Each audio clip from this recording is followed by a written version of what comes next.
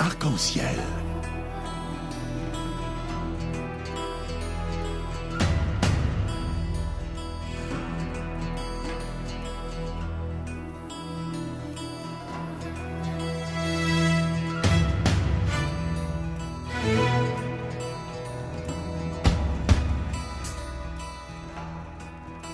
Arc-en-ciel, votre émission marocaine, chaque dimanche de 14h à 15h pour tout savoir sur le Maroc.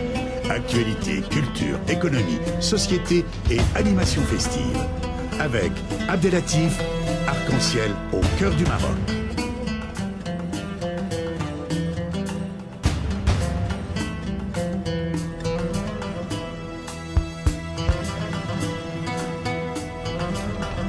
Bonjour à toutes, bonjour à tous, bienvenue sur l'émission Arc-en-ciel sur Radio Pluriel, radio de la proximité et de la promotion des relations France-Maroc.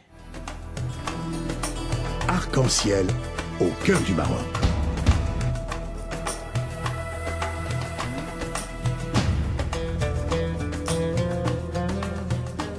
Avec vous fidèles serviteurs, Abdelatif Sadq à l'animation, le Mahdi à la technique, Abdelhamid Chriet, notre éditorialiste et correspondant à Paris, et le professeur Abdelatif Al-Fakkak, notre correspondant de Casablanca.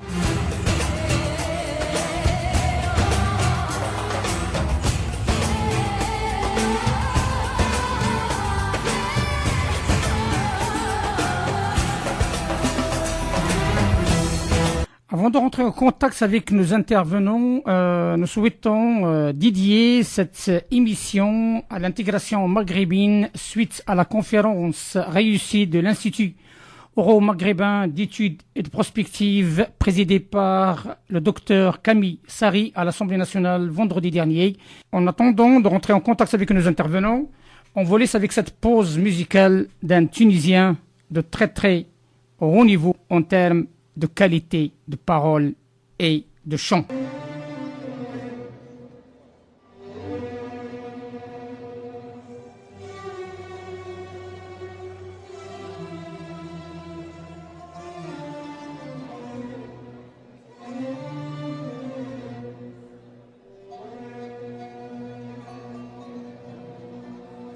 أنا مواطن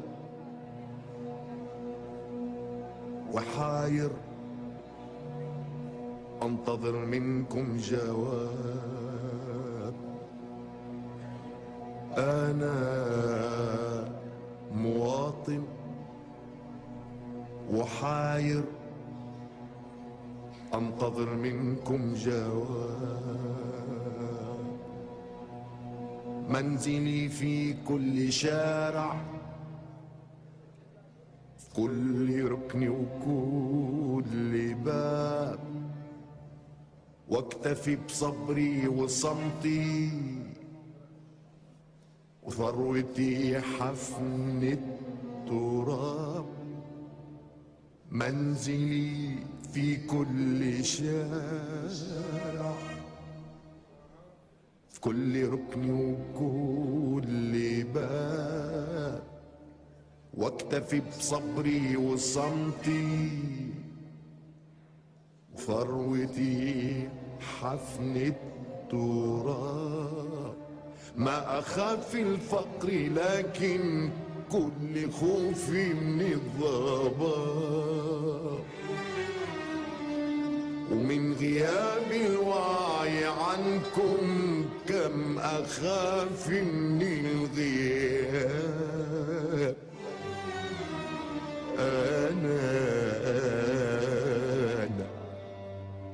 Chriet, bonjour, tu es en ligne. Bonjour, bonjour à nos auditeurs et auditrices qui sont de plus en plus nombreux. Oui, Hamid, donc l'émission il sera dédiée à la conférence qui a été réalisée par l'Institut à l'Assemblée nationale sur l'intégration maghrébine. Donc je te laisse la présentation du docteur Camille Sari qui est en ligne avec nous. Bonjour docteur. Bonjour à tout le monde et Ramadan Moubarak Saïd Biljami. Merci beaucoup. Bonjour Monsieur Camille Sari, je vous souhaite la bienvenue dans notre émission Arc-en-ciel. Merci beaucoup. Vous êtes docteur en sciences économiques, option monnaie finance banque. Vous avez aussi enseigné dans différentes universités parisiennes, dont Paris 3 Sorbonne Nouvelle, Paris 7, Paris 8, effectivement Paris 10, ainsi que dans de grandes écoles de commerce. Vous avez été aussi conférencier international. Vous avez enseigné en Algérie, en Côte d'Ivoire, au Mali, au Maroc et au Sénégal. Vous avez été aussi développeur économique territorial. Donc vous nous parlerez de ça. Et vous avez été aussi conseiller des municipalités à la Seine-Saint-Denis devant faire face aux mutations de leur tissu industriel. Vous avez été aussi animateur d'un réseau d'entreprises de l'Est parisien. Vous êtes aussi administrateur du Carrefour des entreprises de l'Est parisien, la Serbe, et vous avez aussi développé depuis 1982 des activités de consulting, d'accompagnement tant sur le marché français qu'au niveau international. Vous avez aussi entre autres animé des émissions économiques dans 52 pays. Vous avez acquis des connaissances sur l'évolution économique des pays, notamment à travers votre expérience, à travers des rencontres institutionnelles, à travers aussi des opérateurs privés. Vous êtes membre de Confrontation Europe, un think tank spécialisé sur la réflexion de l'Union européenne. Et vous êtes enfin associé à l'Observatoire sur le Moyen-Orient et l'Afrique du Nord. Voilà. Vous êtes également membre du conseil d'administration de l'Université Paris 13, coordinateur de sa commission relations université-entreprise. Alors, ma première question s'inscrit sur votre institut, qui est l'IUMEP, l'Institut Euro-Maghrébine d'études et de prospective. Pouvez-vous nous parler très brièvement de votre institut, des tenants et des aboutissants et des objectifs de cet institut? Voilà, merci de me donner donc la parole.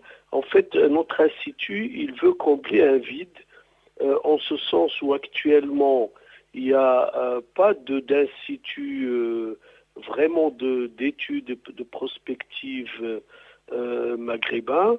Nous publions, nous avons aussi une présence dans les médias très importante. Donc nos publications sont tournées vers les économies du Maghreb essentiellement, et également la recherche de solutions pour bâtir un Maghreb uni, intégré économiquement.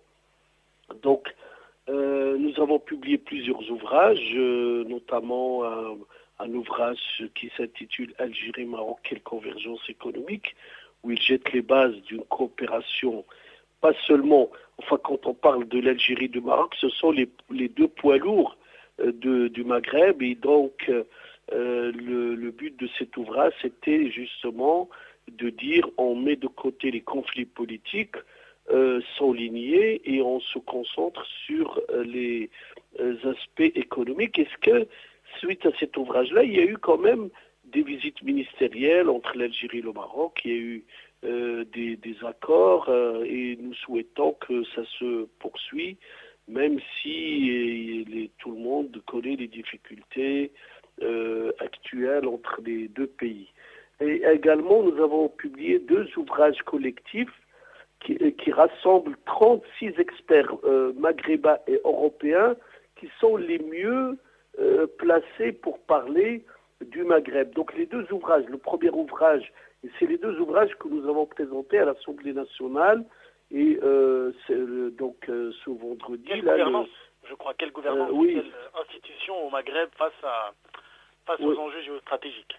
Voilà, ce premier ouvrage là que vous citez, c'est justement tous les aspects institutionnels, donc de démocratie, de droit, et également tous les aspects géostratégiques, les relations du Maghreb avec les autres coalitions, on va dire, économiques, comme l'Union européenne, comme les pays africains, comme aussi les pays du Golfe. Enfin, c'est un ouvrage qui est vraiment plus institutionnel, plus sociologique. Il y a de l'histoire aussi, une belle contribution de Amata, professeur à Rabat, qui lui nous a donné l'historique des relations de solidarité entre le Maroc et l'Algérie avant la colonisation française et pendant la colonisation française. Et donc, vous voyez, c'est un ouvrage qui est tout sauf économique. Mais par contre, le deuxième ouvrage, il il est porté sur l'intégration maghrébine, et lui, il est dédié justement à une sorte, c'est une feuille de route pour comment construire le Maghreb. La caractéristique de nos publications, ils sont faits par nos propres moyens. Je dois dire que nous n'avons pas beaucoup de financement parce que justement nous voulons rester indépendants, mais ça ne nous empêche pas de chercher des financements. Mais à l'heure actuelle, nous faisons beaucoup d'autofinancement, c'est-à-dire que ça repose vraiment sur nos contributions personnelles les uns et les autres. Donc même la traduction et même l'édition de certains ouvrages, on cotise un peu entre nous. Donc voilà. Et donc l'objectif, c'est aussi d'avoir un point de vue totalement indépendant qui ne soit pas soumis aux directives de tel ou tel gouvernement. Et je crois que c'est même l'intérêt, moi je le dis toujours, je dis à tous les gouvernements du Maghreb, vous avez tout intérêt à ce que nous gardons notre originalité, notre indépendance, notre donc vision. Ça alimente le débat. Nous ne sommes pas d'ailleurs des décisionnaires, donc vous pouvez pas, et nous ne sommes pas partisans non plus. Nous n'avons pas de parti, nous n'avons pas des visées politiques, ni de se présenter aux élections ou quoi que ce soit. Donc nous sommes des chercheurs, des libres penseurs, et nos propositions sont d'une grande honnêteté intellectuelle dans la mesure où nous ne sommes pas soumis aux intérêts économiques, financiers, comme beaucoup d'organismes le sont. Donc c'est une chance pour le Maghreb que les 36 experts qui sont, pour la plupart, il y a beaucoup d'Algériens, beaucoup de Marocains, il y a quelques Tunisiens, des Libyens et des Mauritaniens. Donc c'est une chance que nous réfléchissons et nous passons énormément de temps pour donner une vision de l'avenir. Et cet avenir-là, peut-être qu'il ne nous appartiendra pas à nous, ce sera à nos enfants, mais au moins, j'espère qu'on verra le jour, que dans la décennie qui vient, nous aurons l'ébauche quand même d'une communauté économique maghrébine, au moins le début. Nous sommes prêts à y contribuer et de façon vraiment désintéressée. Le but pour nous, c'est d'avoir ce plaisir de débattre, de se rencontrer, de produire et de créer. Nous sommes des créatifs. C'est une caractéristique qui a signalé, c'est que nous sommes des créatifs d'idées. Nous innovons et je peux dire aussi que nos idées inspirent des gouvernements. Le gouvernement, regardez ce que j'ai écrit, ce que nous avons écrit donc même avant, depuis 2011, et toutes les décisions, tout le discours français sur la colocalisation, sur la coopération, nous l'avons initié, nous l'avons fait savoir à des députés amis socialistes de la majorité actuelle, à François Hollande lui-même quand il était candidat aux élections présidentielles, et aussi à Jean-Christophe Cambadélis, à qui j'ai remis mon livre en 2011 et qui a adopté mes positions, et qui était donc le chef de la section et relations internationales du Parti socialiste. Et donc, nous espérons vraiment contribuer au débat parce que, contrairement à ce que beaucoup pensent, les partis politiques, même au niveau des gouvernements, des fois ne sont pas outillés. Ils n'ont pas des ressources suffisantes pour développer des idées. Et ce que je déplore aussi, même dans nos pays du Maghreb, c'est que nous avons soit de l'autocensure, c'est-à-dire des gens qui n'osent pas exprimer un point de vue parce qu'on va leur reprocher d'avoir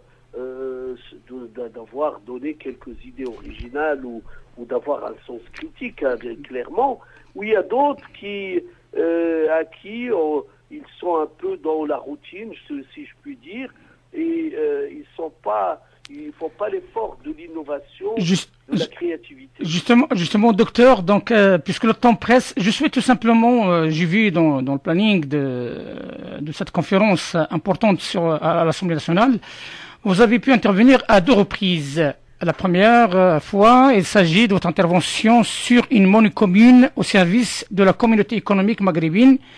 Et une deuxième intervention aussi qui a été sur le thème réforme des constitutions et des institutions. Pourriez-vous nous donner en quelques mots, parce que le temps presse, une petite synthèse sur les 2 interventions, s'il vous plaît? Oui, sur la première, donc j'ai ce plaisir et je suis un spécialiste de la monnaie. Donc c'est ma spécialité universitaire depuis 81, où je travaille sur les problèmes monétaires, les devises, les taux de change au niveau international. Et j'avais publié justement une thèse sur l'écu, sur la monnaie qui était une monnaie commune européenne. J'avais même dit qu'il fallait plutôt renforcer l'écu que l'euro, c'était trop tôt. Maintenant, l'euro, il est là, je ne suis pas contre l'euro. Mais c'est pour ça que moi, je veux éviter cette erreur au pays maghrébin. Je ne propose pas une monnaie unique. Je ne propose pas l'équivalent de l'euro. C'est-à-dire, je ne demande pas à tous les pays de supprimer leur monnaie et d'adopter une nouvelle monnaie, une monnaie maghrébine. Donc, qu'est-ce que je propose aux États du Maghreb? C'est qu'ils gardent leur monnaie, c'est-à-dire que le Maroc a son dirham, c'est la seule monnaie qui circule. L'Algérie a son dinar, c'est la seule monnaie qui circule en Algérie. Donc, c'est interdit d'avoir d'autres monnaies. Hein. C'est la souveraineté, c'est une question de souveraineté. Mais par contre, dans les échanges entre les entreprises maghrébines, entre les investisseurs maghrébins ou même des investisseurs étrangers, on peut travailler avec une monnaie commune que j'ai appelée le dirham, c'est-à-dire c'est une contraction du mot dirham et puis du mot dinar. Et le but, c'est de faciliter les échanges. Actuellement, admettons, et c'est l'exemple que je donne, si l'Algérie exporte vers le Maroc, je dis n'importe quoi, 1 milliard, l'équivalent de 1,5 milliard de dollars, et que le Maroc importe ou exporte vers l'Algérie 1 milliard, il y a 1 milliard des 2 côtés qui vont s'effacer par un système de compensation, pas de marchandises, mais au niveau des banques centrales. Il y a un système de compensation qui travaille en coordination avec les banques centrales. Et donc, c'est faisable, ça a existé, c'est pas une utopie. C'est quelque chose qui ne demande pas une convergence économique, qui ne demande pas un rapprochement économique. C'est un moyen de paiement. C'est comme le rouble transférable à une époque, comme des monnaies qui ont existé, comme l'écu. Donc, l'écu, quand il y avait l'écu en Europe, il y avait le Deutschmark, il y avait le franc français, mais l'écu, c'était une monnaie de facturation. Donc, c'est tout à fait possible parce qu'actuellement, les échanges intra-maghrébins ne représentent que 2%. Donc, les pays maghrébins exportent et importent entre eux 2% seulement. Mais la plupart de leurs exportations, leurs importations, c'est avec des pays étrangers. Donc là, c'est pour augmenter ce taux, d'arriver à 40%. Et et ça peut aller jusqu'aux investissements. Vous n'avez pas besoin d'avoir des devises. Actuellement, si une société marocaine veut investir en Tunisie, il faut qu'elle vienne avec des devises. Ça, c'est pas facile. Par contre, s'il y a des relations entre les pays, des investissements de part et d'autre, tout ça, ça peut se régler au niveau de cette caisse de compensation ou cette banque de compensation qui travaille avec les banques centrales. Voilà docteur, s'il vous plaît, c'est en matière de nous parler un petit peu sur la deuxième intervention, réforme des constitutions et des institutions. Voilà. Pour ce deuxième aspect, j'ai fait des préconisations sur les systèmes parlementaires. J'ai fait un diagnostic des constitutions, surtout algériennes et marocaines. Mon idée, c'est de dire il faut peut-être penser à aller encore plus loin. Et tout le monde maintenant est convaincu, même si je sais qu'en Algérie, il y a eu un débat sur la formule que j'avais proposée, c'est de dire on est en transition vers la démocratie, c'est-à-dire nous avons avancé, mais il faut encore aller plus loin. Parce que les États, ils ont mis 200 ans, la France a mis 200 ans pour avoir une démocratie, et encore, les problèmes des libertés, ils s'opposent encore. Vous voyez, on ne peut pas dire que tout est réglé, tout est parfait. Même aux États-Unis, il y a des problèmes de financement des partis politiques, etc. Donc on n'est pas dans une démocratie parfaite. Donc il faut qu'on accepte dans nos pays de faire un effort supplémentaire et de mettre en application les constitutions. Ça, c'est un vrai problème parce qu'on peut voter la constitution la plus parfaite, mais dans l'application, des fois, ça pose des problèmes. Sur la majorité, par exemple, sur un tas d'aspects. Et puis, j'ai aussi donné quelques idées sur les modes de scrutin. Je préfère la limitation des mandats, présidentiels, local. Bon, au Maroc, c'est au niveau des ministres que ça se pose, c'est au niveau du Premier ministre également. C'est-à-dire que les députés ne soient pas, ne changent, ils ne sont pas des députés à vie. Et au niveau des conseils municipaux, peut-être réfléchir à ce que aussi les maires ne soient pas à vie non plus, parce qu'on a vu les problèmes, même ici en France, on voit qu'un élu, quand il reste longtemps, c'est pas bon. Donc, je suis pour plutôt aussi des régimes où il y a une dose proportionnelle avec des coalitions.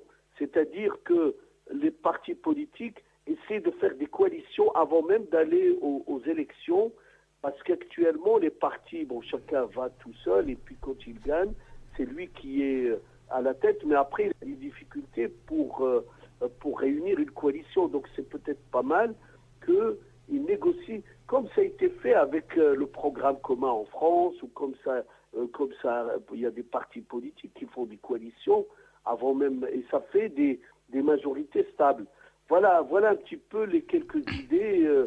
Merci infiniment, docteur, de cette intervention de qualité, que les messages sont très clairs et sont très appréciés par nos auditeurs qui nous suivent sur 35 pays.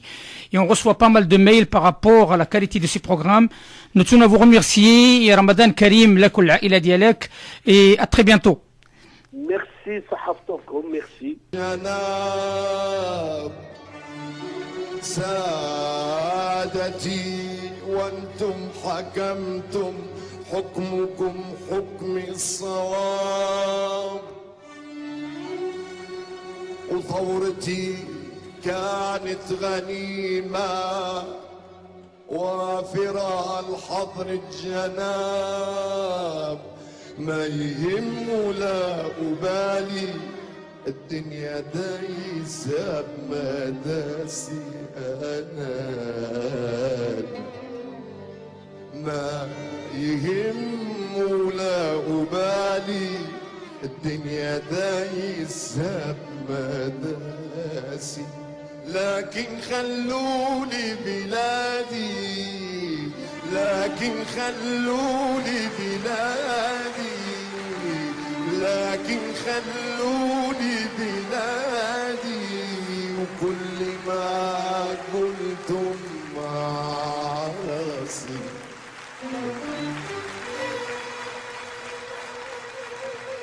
يا هنايل كان مثلي ما يهم من ومن أنتم أصحاب الفخامة والزعامة وادري لن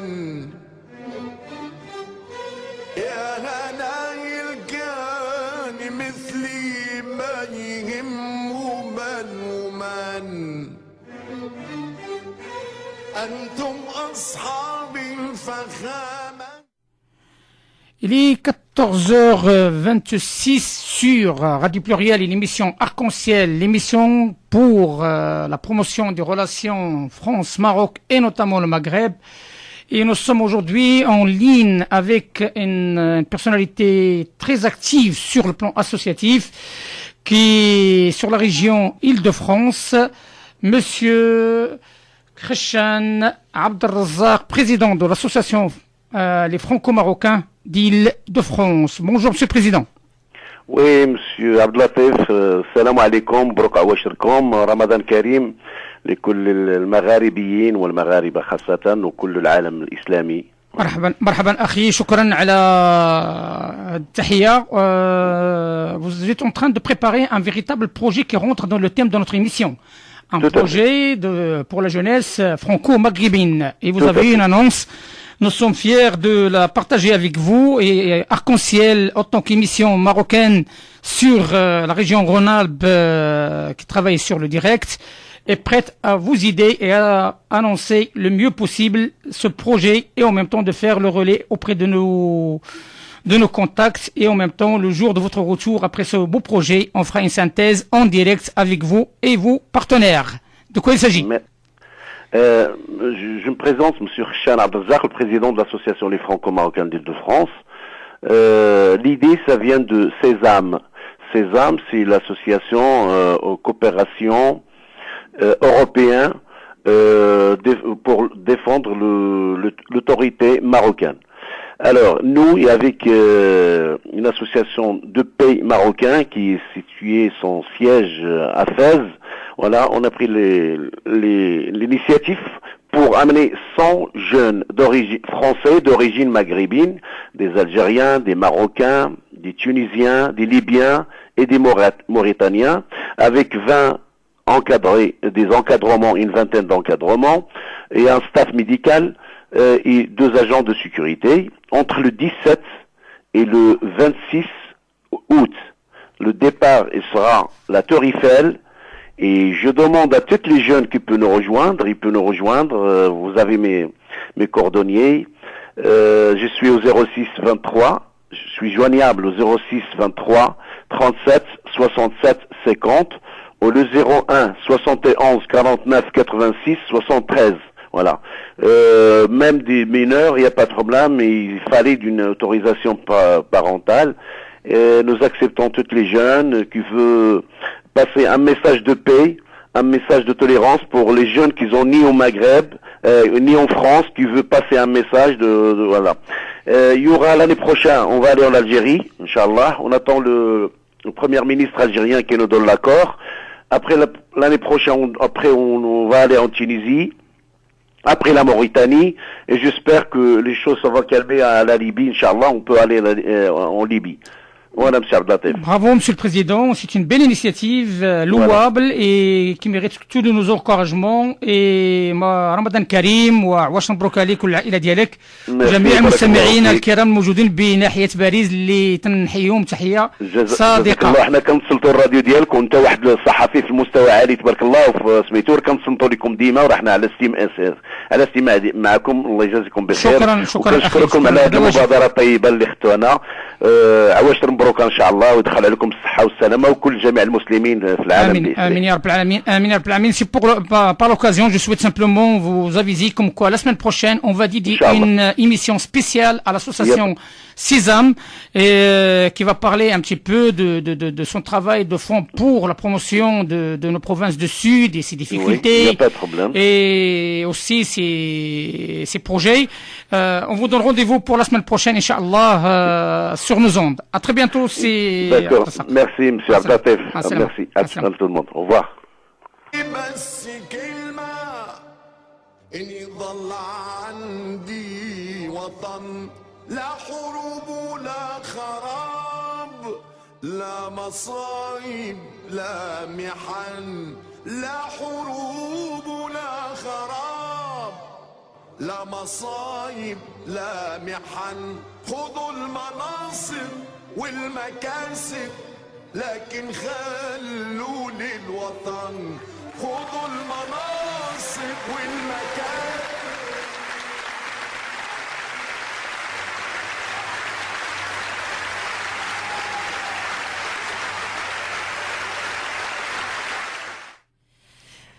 En attendant qu'on rentre en contact avec le docteur Ashraf Al-Iyadi, un Tunisien de souche, et avec un chanteur de très haut niveau, tunisien aussi du souche, Lotfi Bouchnaq, on vous laisse avec la suite de cette belle chanson.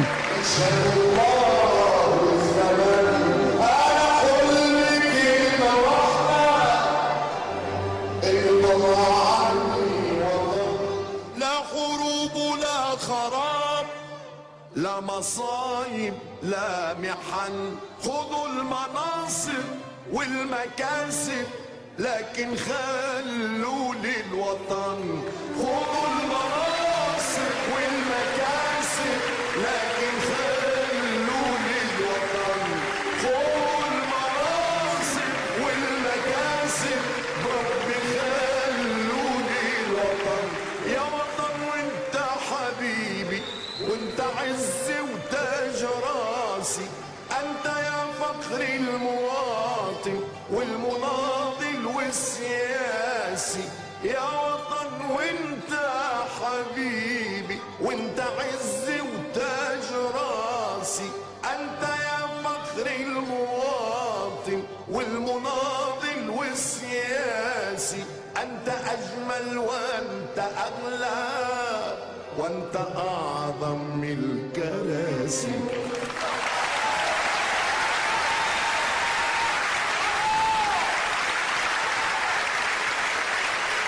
Il est 14h33 et nous sommes en direct avec Dr Ashraf Al-Iyadi. Bonjour, docteur. Bonjour à tous. Merci pour l'invitation. Ramadan Karim, لك والعائلة ديالك. مبروك. بارك الله فيك. مبروك، كل عام وانت بخير. إن شاء الله وكذلك العائلة ديالك والشعب المغاربي برمته. Avant de rentrer en contact avec le professeur Abdelatif Fkak qui est sur la deuxième ligne. Professeur, bonjour. Oui, bonjour. Vous m'entendez? Parfait. Bonjour, docteur Ashraf. مرحبا بك دكتور فتحي. ورمضان مبارك سعيد.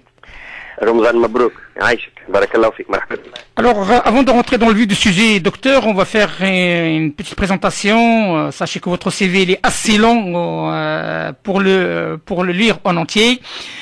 Docteur Ashraf Al-Iyadi, c'est un expert bancaire et financier résidant à Paris 2. Il intervient sur des projets stratégiques pour le compte des grandes institutions financières européennes. Précédemment, il a exercé comme consultant en cash management pour le compte d'un grand groupe bancaire de taille mondiale, puis chef de projet conformité et lutte anti-blanchiment au sein d'une société financière française pour la région d'Om-Tom et comme directeur du développement et de l'organisation au sein d'une banque parisienne à capitaux étrangers. Il a été membre élu du CIA de l'ATUG France 2004-2007 et de la ACETEF 2006 à 2008 et président de l'association des docteurs et des doctorants de l'Institut national de télécommunications d'Ivry. Professeur Abdelatif Fkak, à toi la parole. Oui, alors je profite de l'occasion, puisque vous êtes un très grand financier connu et célèbre, disons, à travers la presse écrite, France 24, je voulais vous poser deux questions. La première, comment voyez-vous le Maghreb au niveau financier, au niveau économique, pour constituer une économie d'échelle et faire face à la mondialisation? Le risque, vous le savez très bien, avec les grands ensembles, on risque d'être biodégradable. La deuxième question, si vous voulez, comme ça, vous gagnerez du temps pour faire la liaison, c'est sur le CFC au Maroc, c'est-à-dire Casa Finance City. C'est un ensemble qui va constituer un hub financier entre l'Europe et le Maghreb pour l'Afrique. Qu'en pensez-vous aujourd'hui? Parce que c'est une ville qui va se constituer de 100 000 habitants dans un ancien aéroport de Casablanca. Voilà mes deux questions d'identification du Maghreb. Comment vous voyez, quelle est la solution pratique, juridique et politique, voire financière, pour débloquer la situation entre ce petit conflit de frontières, plutôt de conflit du sud du Maroc qui va devenir forcément, je dirais, le sud du Maroc. Voilà, merci beaucoup. Merci d'abord pour cette seconde invitation et je vous remercie beaucoup de me suivre et de m'avoir identifié dans les médias.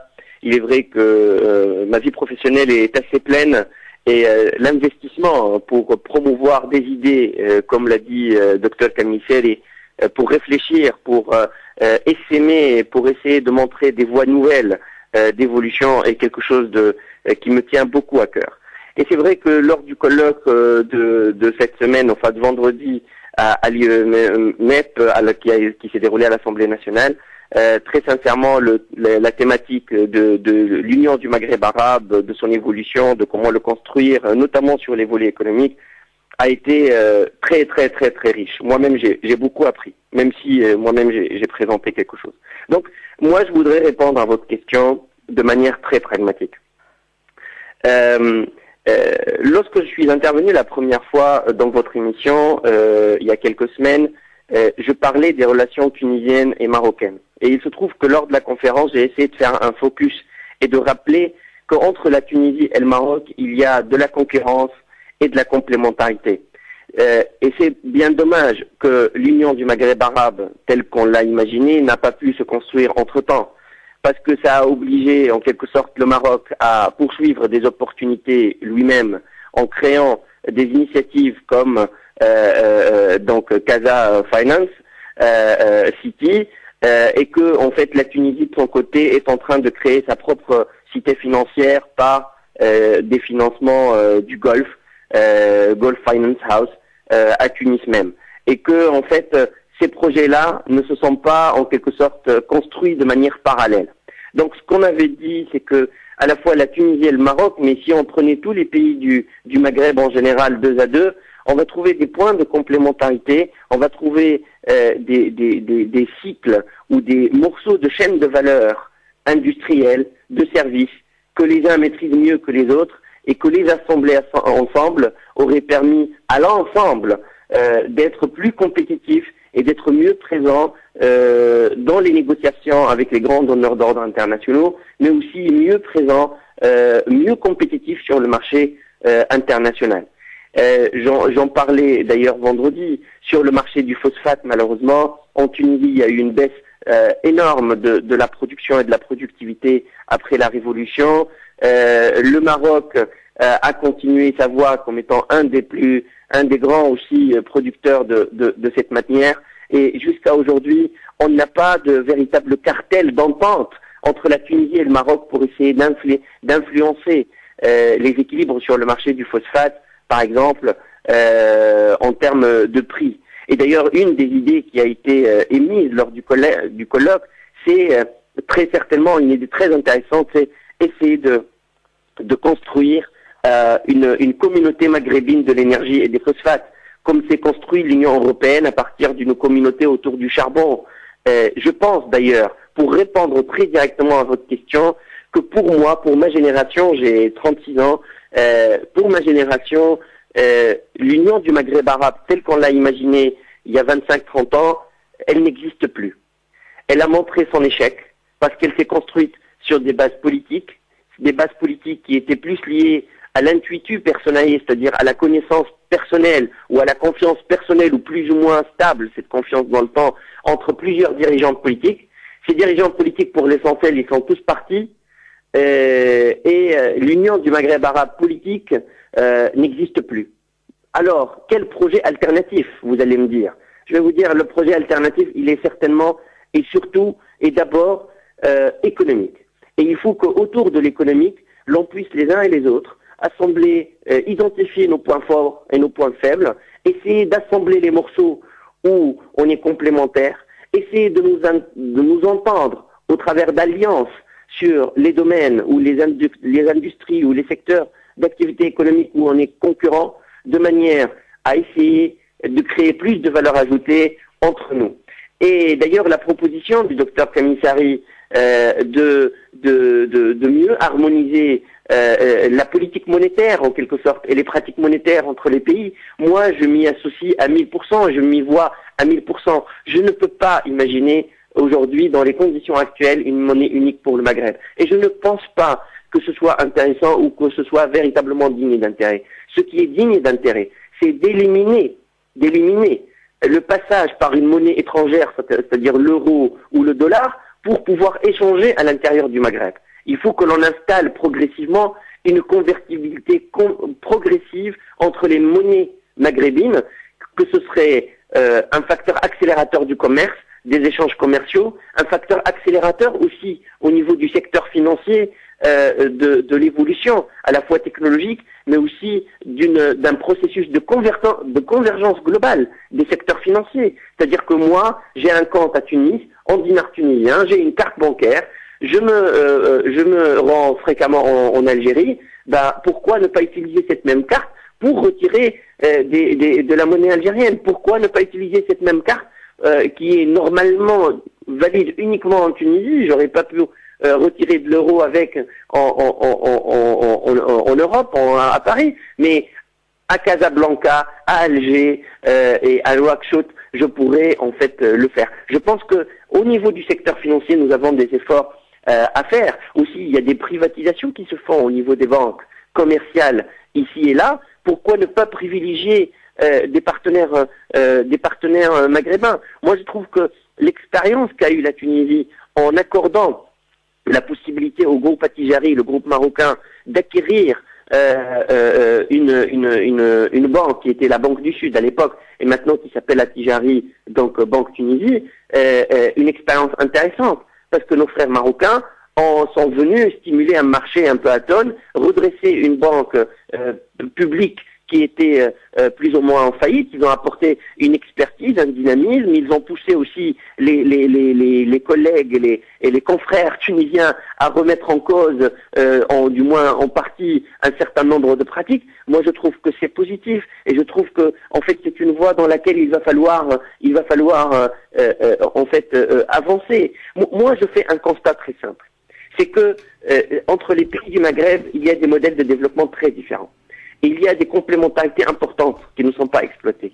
Et qu'il y a des défis nationaux et des défis communs à gérer de manière concomitante pour que personne ne marche sur les pieds de l'autre. Et puis, il nous faut de toutes les façons, inévitablement, construire autre chose que ce qu'on a toujours appelé l'UMA, l'Union du Maghreb arabe. Oui, il faut qu'on construise... Docteur Yadi, je reprends, si vous le permettez, sur juste l'enchaînement sur la question.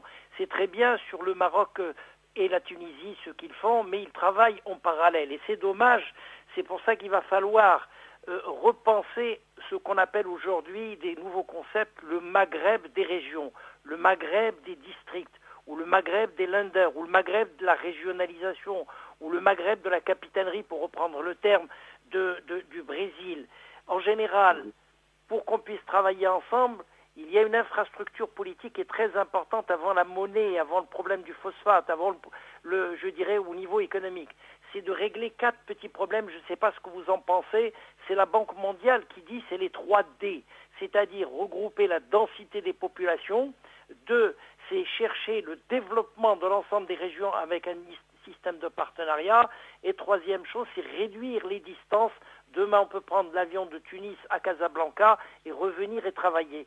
Donc, c'est ce qu'on appelle la réduction des distances, comme un petit peu Internet. Alors, qu'est-ce que vous en pensez des 4 principes fondamentaux qui sont un peu dans toutes les régions du monde? C'est d'abord chercher ce qu'on appelle l'autonomisation financière, pédagogique et, je dirais, administrative des districts aujourd'hui, des régions. 2, vous l'avez dit tout à l'heure, mais comment trouver le partenariat privilégié dans le cadre du Maroc, les accords d'Agadir, les accords financiers entre les banques, etc., qui doivent faire du forcing. 3e chose, peut-être, c'est le partenariat avec ce qu'on appelle la notion de compétitivité entre les 3 régions, les régions-États, avec des programmes entre les États. Et 4e chose, comment redéfinir et changer, comme vous le dites vous-même, cette espèce d'ADN culturelle, religieuse du Maghreb pour passer à le Maghreb des régions. Qu'est-ce que vous en pensez? Moi, pour être très sincère avec vous, il va falloir d'abord décloisonner les régions à l'intérieur des pays avant de réfléchir à décloisonner les régions à l'échelle d'un ensemble que nous n'arrivons pas à définir de manière définitive aujourd'hui. Comme je vous ai dit, moi et ma génération ne croient plus que pour les 30 prochaines années, on va investir intellectuellement à attendre ou à construire une union du Maghreb arabe qui date d'il y a 30 ans. Nous ne ferons plus cet investissement-là. Sur le décloisonnement régional, moi je pense qu'il y a des investissements dans les infrastructures de transport à faire. Il y a des régions côtières très souvent ou des régions citadines qui sont plus privilégiées que d'autres.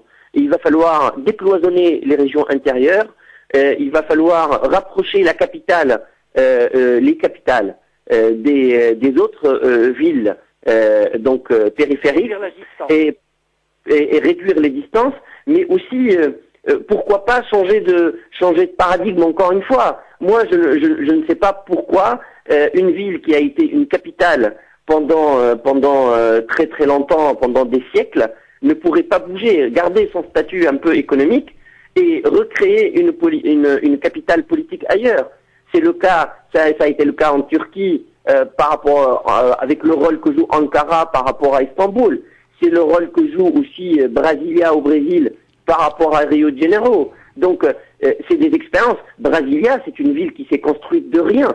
C'était un terrain en friche. Ils ont construit de zéro et ça, c'est une expérience urbaine très importante. Mais encore une fois, vous m'avez posé beaucoup de questions très intéressantes et je ne pense pas que le temps me donnerait l'ambition de pouvoir tout vous répondre. Mais là où j'insiste, c'est la nécessité de mettre en place un vrai processus de convergence économique. C'est-à-dire cibler les secteurs, je parle bien des secteurs économiques ayant des complémentarités dans la chaîne de valeur, de définir des stratégies d'entente, de mutualiser des moyens et des ressources à travers un principe de préférence sud-sud.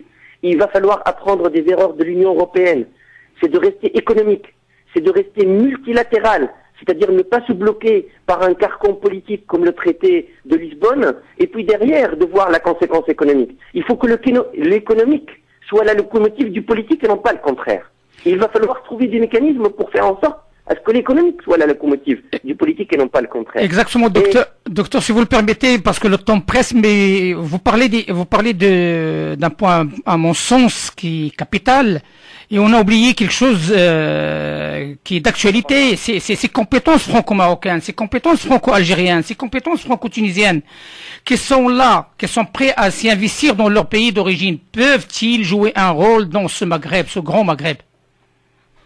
Mais ça, on n'a pas arrêté de le dire. Et tous les jours, notre investissement en faveur de notre pays, alors qu'on est géographiquement lointain, démontre à quel point nous sommes restés,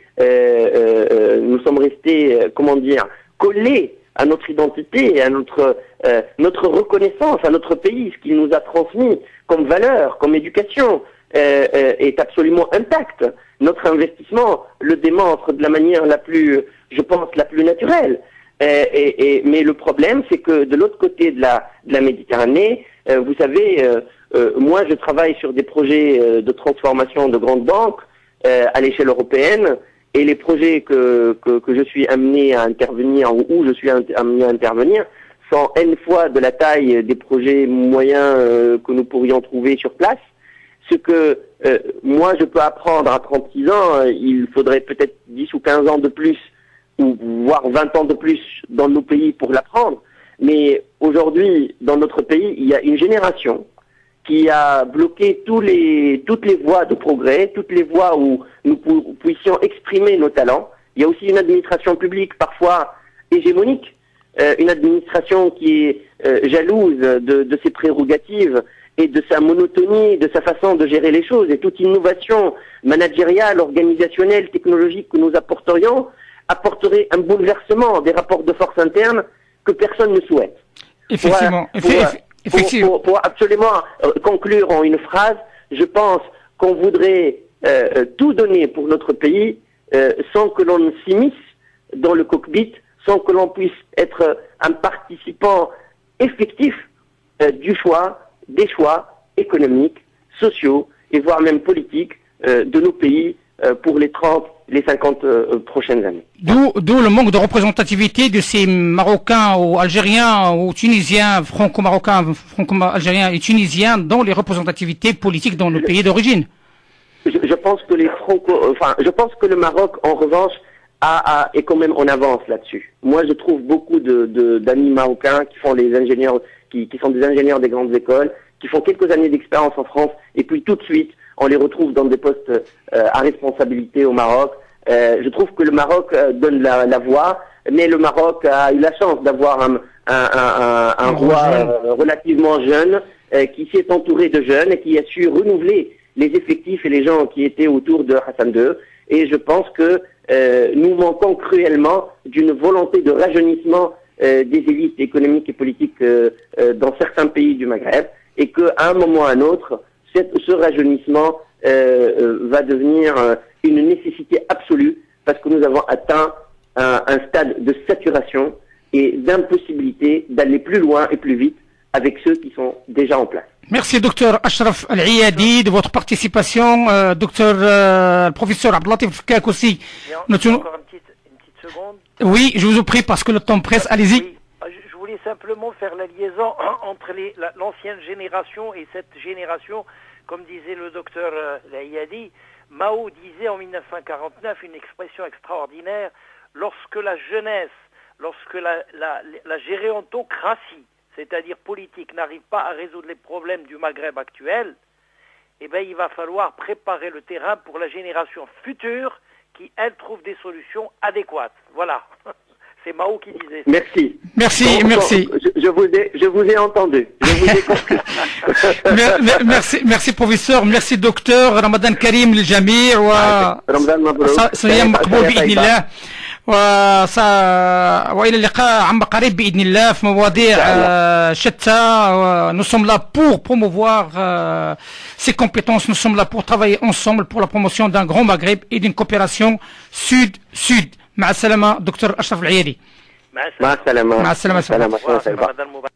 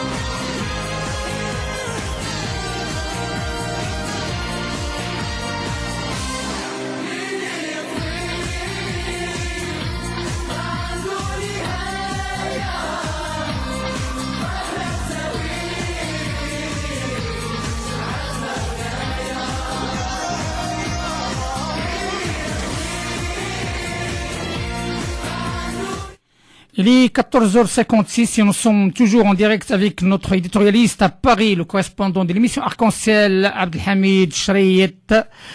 Quelle conclusion as-tu pu avoir sur ces différentes interventions de très très haute qualité? Alors la conclusion est de la chose la plus fondamentale dans ces interventions est effectivement la liberté de circuler qui doit s'appliquer. Allô? Oui. Oui, je m'entends. Oui, je disais la liberté de circuler doit s'appliquer notamment aux pays du Maghreb et qui doit être fondamentale. Il faut mettre entre parenthèses le conflit du Sahara pour avancer sur les autres différends qui opposent le Maroc et le pays frère, l'Algérie. Si l'histoire entre ces deux pays semble en effet jalonnée de rendez-vous manqués, c'est parce que l'aspiration à une union des peuples est un idéal politique. On peut dater aussi l'acte fondateur en 1958 à la conférence de Tanger qui avait réuni les trois grands partis nationalistes, l'Istiqlal marocain, le FLN algérien et le Néo-Destour tunisien, pour jeter les bases d'une unité maghrébine. Dans la pratique, le projet a été avorté plusieurs fois depuis l'indépendance, avec la guerre des Sables en 1963 qui a marqué le coup d'État. En revanche, l'idée n'a cessé d'être reprise à chaque visite de chef d'État. Même sous Boumedienne, le deuxième frein est bien sûr lié à la crise du Sahara entre 1976 et 1977. Depuis, l'Union du Maghreb arabe a été lancée en 1989, mais reste une coquille vide. Justement, à cause des relations conflictuelles entre le Maroc et l'Algérie, cette tentative d'union économique et politique a buté principalement sur la guerre civile algérienne et la fermeture des frontières entre les deux pays en 1994. Parfait, Hamid. Parfait, Hamid. Je crois que le temps est presque terminé. On est à 14h58. Pour finir sur une citation, je pense qu'il résume tout, est une citation de Mao Tse-tung qui disait que l'avenir est radieux, mais le chemin est tortueux. Espérons que le chemin sera toujours radieux et à court terme, Inch'Allah. À bientôt, Abdelhamid. À bientôt et bon Ramadan à tous. Merci à toi aussi. De plus en plus. Merci.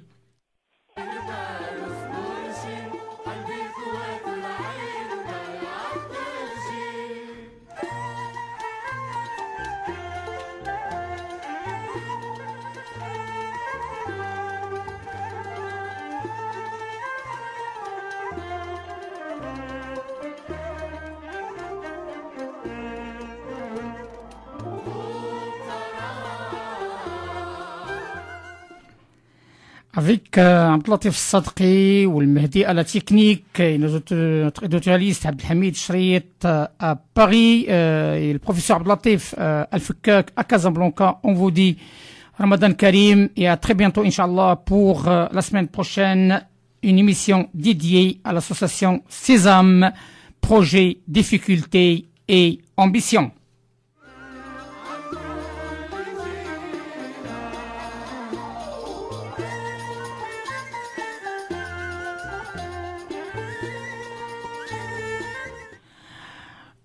إلى اللقاء.